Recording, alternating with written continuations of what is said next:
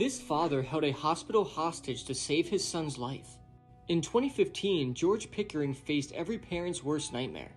His 27-year-old son, George Pickering III, was hospitalized in Houston, Texas after suffering a severe stroke. Doctors told the family the unthinkable: his son was brain dead and life support should be removed. The hospital even began preparing for organ donations. But George didn't believe it. He was convinced his son still had a chance. Desperate to protect him, George made a bold and dangerous decision. He brought a gun to the hospital and entered his son's room.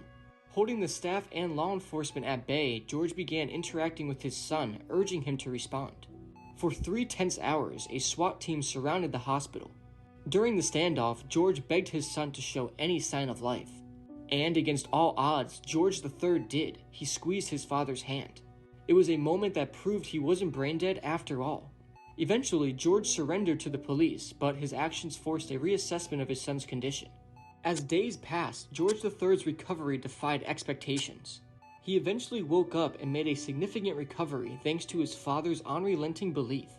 George Pickering faced legal consequences for his actions, but he never regretted his decision. To him, saving his son's life was completely worth it all.